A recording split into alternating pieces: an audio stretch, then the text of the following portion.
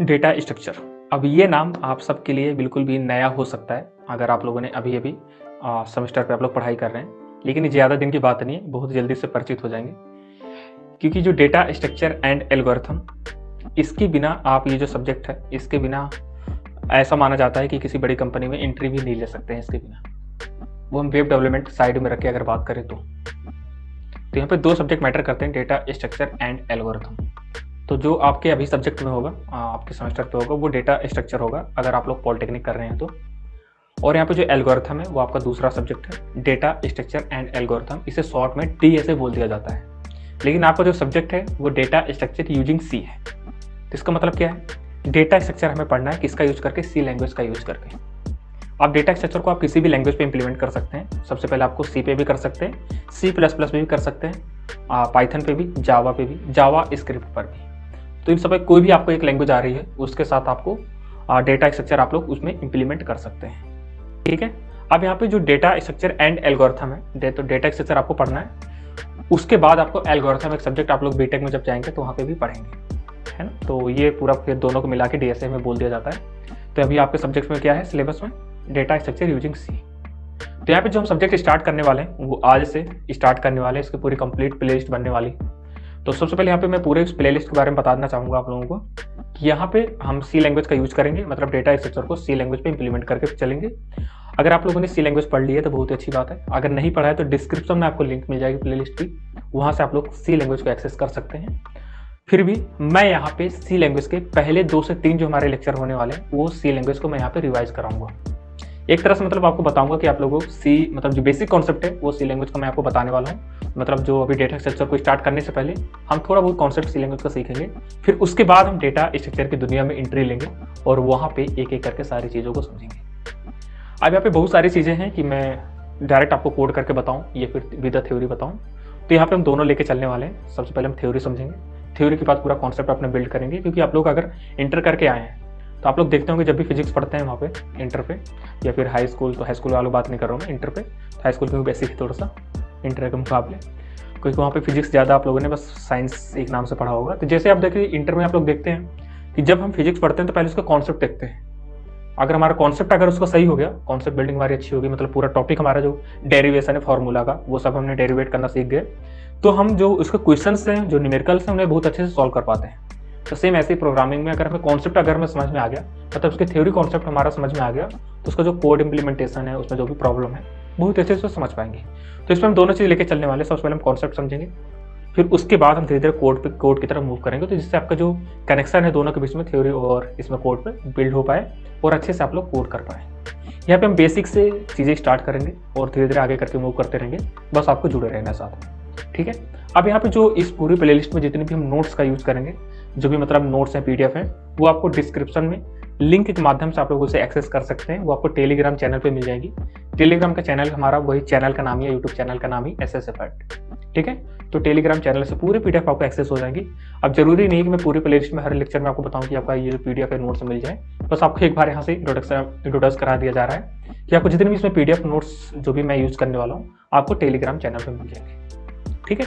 अब ये जो पूरी प्लेलिस्ट होने वाली है आपके सेमेस्टर एग्जाम है उसके पॉइंट ऑफ व्यू से भी लेके चलने वाले, क्योंकि हमें अगर थ्योरी प्रोवाइड करा रहा है आप लोगों को तो यहाँ पे हमें सेमेस्टर को भी ध्यान पे रख के चलना है। और फिर इवन जो हमारे आगे करियर के पॉइंट ऑफ व्यू से भी सारे पॉइंट हम कवर करने वाले हैं।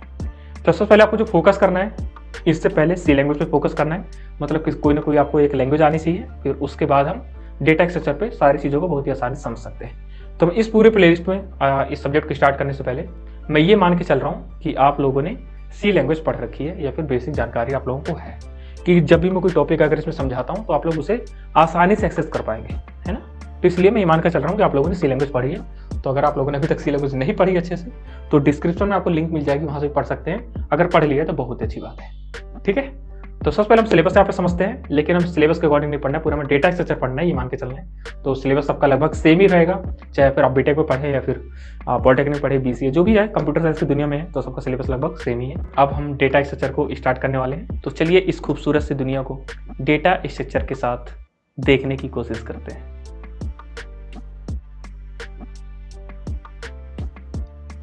तो अब हम लोग पूरा इसके अंदर सिलेबस डिस्कशन करने वाले हैं कि इस पूरी प्लेलिस्ट के अंदर हम लोग कौन कौन से टॉपिक कवर करेंगे।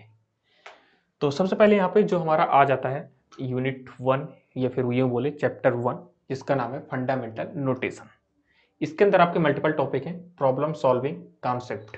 अब यहाँ पे टॉप डाउन अप्रोच क्या होती है, बॉटम अप अप्रोच क्या होती है, उसके बारे में डिस्कस करने वाले हैं। फिर यहाँ पे आ जाता है कॉन्सेप्ट ऑफ पॉइंटर वेरिएबल। अब यहाँ पे कॉन्सेप्ट ऑफ पॉइंटर वेरिएबल का मतलब क्या है, ये बहुत ही ज़्यादा इंपॉर्टेंट रोल अदा करता है। मतलब सी लैंग्वेज जब भी आप लोगों ने पढ़ा होगा तो वहाँ पे पॉइंटर जरूर पढ़ा होगा, क्योंकि यहाँ पे जब भी हम लिंक लिस्ट पढ़ेंगे तो वहाँ पे पॉइंटर का यूज बहुत ज़्यादा करने वाले हैं आगे चल के। तो यहाँ पे बहुत ज़्यादा ये इंपॉर्टेंट है, इसलिए आपके जो इसका इंट्रोडक्शन पार्ट होता है फंडामेंटल नोटेशन के अंदर इसे डाल दिया गया है, जिसका नाम है पॉइंटर वेरिएबल। इससे पहले यहाँ पे आ जाता है concept of data type, variables and constant. तो यहाँ पे जो हमारा सी लैंग्वेज के लेक्चर होने वाले हैं स्टार्टिंग में 2 से 3 लेक्चर, एक तरह से वहाँ पे सी का बेसिक कॉन्सेप्ट है, क्योंकि हमारा डेटा स्ट्रक्चर में उनका हम यूज करने वाले हैं। तो वहाँ पे इन सारी चीज़ों को मैं वहाँ पे कवर कर दूंगा। तो उसे ये जो इसके बाद वाले लेक्चर होने वाले हैं आपके सी लैंग्वेज के, वो आपके लिए बहुत ज़्यादा इंपॉर्टेंट है ना।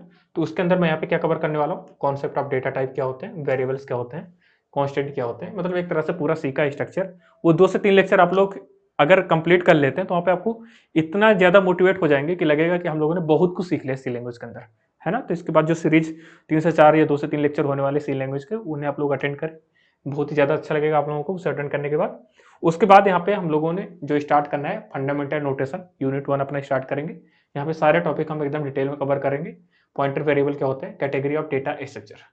फिर इन सारा कॉन्सेप्ट कंप्लीट करने के बाद हम डेटा स्ट्रक्चर को कैटेगराइज करेंगे कि डेटा स्ट्रक्चर रियल में होता क्या है, कितने टाइप का होता है, कितने प्रकार के अंदर इससे कौन कौन से यूनिट पे इसे डिवाइड करेंगे। मतलब क्या कितने जितने भी टाइप के होते हैं, वो जितने टाइप के हो रहे हैं वो अलग अलग आपके यहाँ पे यूनिट वाइज भी आपके सामने आ जाएंगे। तो सबसे पहले यहाँ पे बेसिक जो सबसे पहले हमारा जो चैप्टर है वो फंडामेंटल नोटेशन है, उसके अंदर ये सारे यहाँ पे आप लोग सिलेबस है, ये टॉपिक है जो हम इसकी यूनिट के अंदर पढ़ने वाले हैं। यहाँ पे जो आपकी सेकेंड यूनिट आ जाती है उसका नाम है एरे, यानी मीन्स चैप्टर। तो मतलब कि जो सेकेंड चैप्टर आपका आ जाता है उसका नाम है एरे। तो एरे के अंदर कौन कौन से टॉपिक आ जाते हैं, कॉन्सेप्ट ऑफ एरे।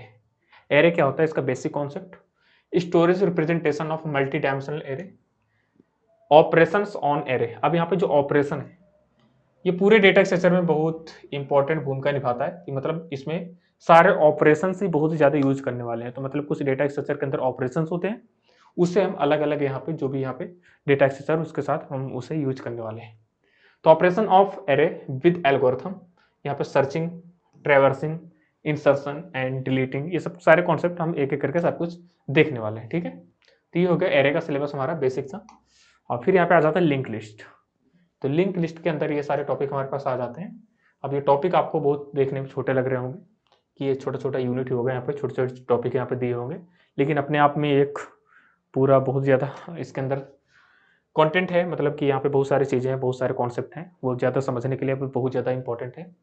तो यहाँ पे देखिए लिंक लिस्ट आ जाता है, इंट्रोडक्शन ऑफ लिंक लिस्ट क्या होते हैं इसके बारे में बात करने वाले, representation of link list in memory, किस तरह से मेमोरी के अंदर लिंक लिस्ट को रिप्रेजेंट करेंगे, ये सारी चीज़ें हम यहाँ पे डिस्कस करने वाले हैं। ऑपरेशन मैंने आपको बताया था एरे के अंदर भी कि ऑपरेशन बहुत ही इंपॉर्टेंट भूमिका निभाता है। तो यहाँ पे देखिए ऑपरेशन, फिर से यहाँ पे एक पॉइंट आ गया। इसके बाद देखिए ऑपरेशन ऑन लिंक लिस्ट, इससे पहले हमारे क्या था, ऑपरेशन ऑफ एरे। तो यहाँ पे operation on link list, insertion हो गया, डिलीशन हो गया एंड ट्रेवर्सल हो गया, तो ये भी इसके अंदर ऑपरेशन आ गए हमारे पास। अब एप्लीकेशन ऑफ लिंक लिस्ट हो गया, डबली लिंक लिस्ट क्या होता है इसके बारे में समझना है। फिर से यहाँ पे आ गया operation on Dabali link list. तो एक ऑपरेशन था भाई सिंगली लिंक लिस्ट के अंदर, फिर डब्ल्यू लिंक लिस्ट के अंदर भी यहाँ पे ऑपरेशन आ जाते हैं, कौन कौन से, वही insertion, deletion and traversal. Direct आपके एग्जाम में, सेमेस्टर एग्जाम में पूछ लिया जाता है कि लिंक लिस्ट के कौन कौन से ऑपरेशन है, किस तरह से इंप्लीमेंट करते हैं, उसके बारे में बताइए। 5 मार्क्स में डायरेक्ट क्वेश्चन दे दिया जाता है। तो कितने ऑपरेशन है ये, इंसर्शन, डिलीशन एंड ट्रेवर्सल, इन सब के अपना एक ऑपरेशन है, इन्हें किस तरह से इंप्लीमेंट करेंगे हम सब कुछ अपने जो यहाँ पे प्लेलिस्ट है, जो भी चैप्टर है, जो भी टॉपिक है, हम उसके अंदर कवर कंप्लीट करने वाले हैं बहुत ही जल्द। यहाँ पे ये थर्ड यूनिट आ जाती है जिसका नाम है लिंक लिस्ट। फोर्थ यूनिट यहाँ पे आ जाती है हमारे पास स्टैक, क्यू एंड रिकर्जन।